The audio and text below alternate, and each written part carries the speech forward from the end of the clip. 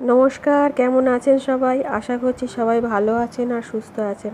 আর আপনাদের সবার আশীর্বাদ ও ভালোবাসায় আমরাও বেশ ভালোই আছি।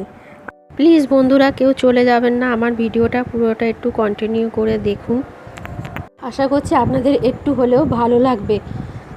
আর ভালো লাগলে প্লিজ আমার পাশে থেকে যাবেন। আজকের আমি একটি সাবুর রেসিপি আপনাদের সাথে শেয়ার করছি, যেটি হবে খুব হেলদি আর টেস্টি। এর জন্য লাগছে আলু, বিন কড়াই, আর বিন কড়াইগুলো দেখুন আমি এরকম ছোটো ছোটো করে কেটে নিয়েছি। আর লাগছে গাজরটাও একদম ছোট্ট ছোট্ট করে কেটেছি।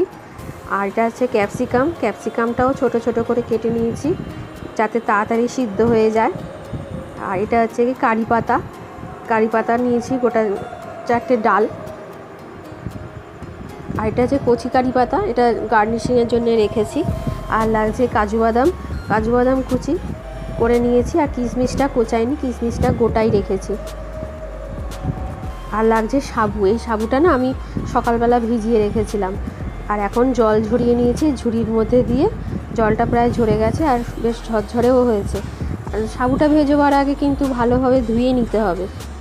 ধুয়ে না নিলে ওর যে গায়ে যেগুলো থাকে সেগুলো ধুলো বলতে ওই পাউডার টাইপের যেগুলো থাকে সেগুলোতে রান্না করা খুব অসুবিধা হয়ে যায়। আর গ্যাসটা জ্বেলে নিয়ে আমি এই সাদা তেল দিয়ে দিলাম, মানে রিফাইন অয়েল। আর এর মধ্যে আমি অ্যাড করব একটু 1 চামচের মতন ঘি।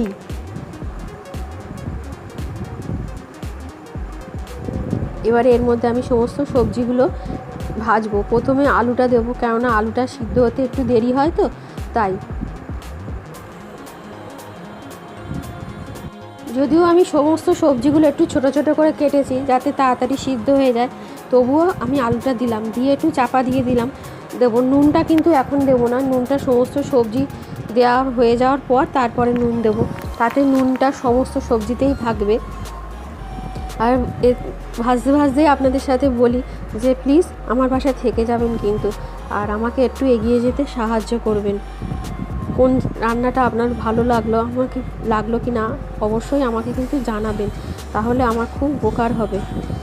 আর এবারে আমি বিন কড়াইগুলো দিয়ে দিচ্ছি, এগুলো ওই ছোটো ছোটো করেই কেটে নিয়েছি। এরপরে দিলাম গাজরগুলো।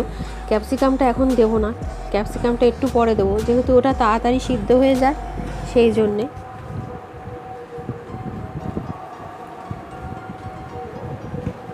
আর এই খুন্তি দিয়ে দেখে নিলাম যে আলুটা সিদ্ধ হয়েছে কিনা, দেখলাম এখনও একটু বাকি আছে, সেই জন্যে সমস্ত সবজি দিয়ে আর এবার চাপা দিয়ে দিয়েছি।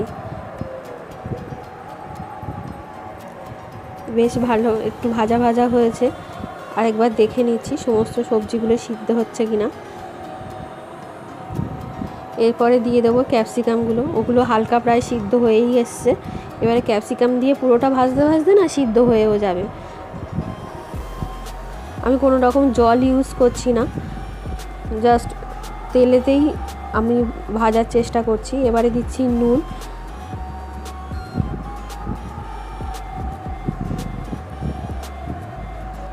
নুন দিয়ে এবারে চাপা দিয়ে দেবো যাতে আর একটু সিদ্ধ হয়ে যায় পুরো। আর এই সময় গ্যাসটা আমার কিন্তু লো টু মিডিয়াম রেখেছি, কেননা জোরে দিলে তাড়াতাড়ি পুড়ে যাবে, অথচ সবজিগুলো সিদ্ধ হবে না।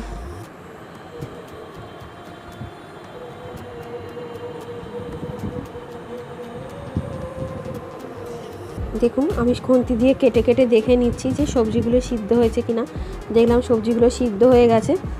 এবার একটু ভাজার জন্যে গ্যাসটা একটু জোরে দিয়ে দিলাম, হাই ফ্লেমে দিয়ে দিলাম যাতে ভাজা ভাজা হয়ে যায়। আর এই ভাজা ভাজা মানে গাটা একটুখানি বেশ লালচে লালচে মতন হয়ে গেলেই তখনই আমাদের এটা ভাজা হয়ে যাবে।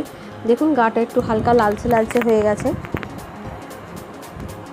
এবারে মাঝখানটা ফাঁকা করে আমি কারি পাতাগুলো দেবো, অল্প একটুখানি তেল দিয়ে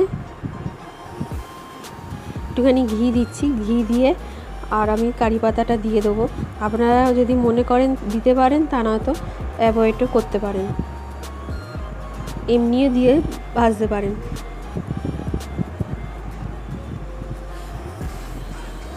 বেশ কারি পাতাটা হালকা হালকা ভাজা ভাজা হয়ে এসছে, বেশি পোড়াবো না, তাহলে কালো কালো গন্ধ হয়ে যাবে আর তেতো মতন হয়ে যায় কারি পাতাগুলো, সেই জন্য হালকা ভেজে ওর সাথে মিশিয়ে নিচ্ছি।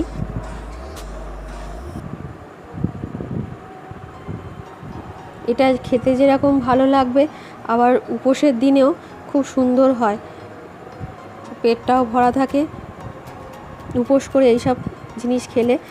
আর এটা দিচ্ছি আদা একটুখানি গ্রেট করে নিয়েছিলাম, মুখের স্বাদটাও একটু বদলালো আর উপোসের দিনে একেবারে অন্য রকম খাওয়ারও হলো।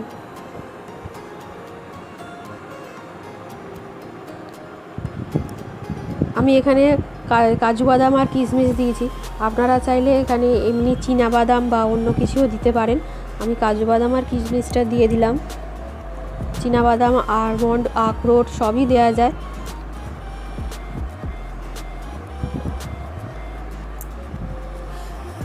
ভালো করে নেড়ে চেড়ে নিয়ে এবারে সাবুটা দিয়ে দেবো। যে সাবুটা জল ঝরিয়ে রেখেছিলাম ভিজিয়ে, সেই সাবুটা দিয়ে দিলাম, দিয়ে এবার ভালো করে নেড়ে নেব। নেড়ে মিশিয়ে নিলেই আমার আজকের রান্না রেডি হয়ে যাবে।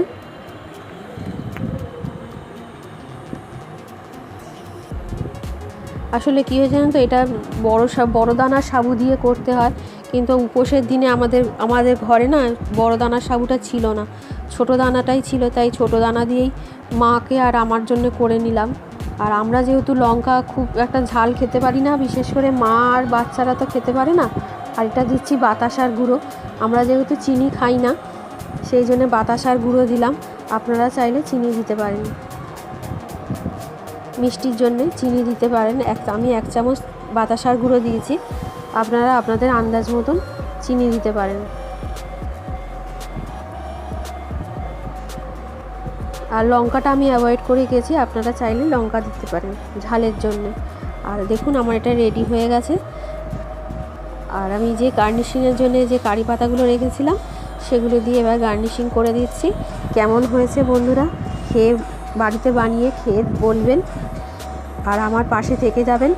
আজকের ভিডিওটা আমি এই পর্যন্ত করছি, পরের দিন আবার অন্য ভিডিও নিয়ে যাতে আপনাদের কাছে আসতে পারি সেই জন্য আপনাদের কাছে রিকোয়েস্ট করছি যে আমার পাশে থাকবেন। আপনারা সবাই ভালো থাকবেন, সুস্থ থাকবেন। আর আজকের ভিডিওটা এখানেই শেষ করছি।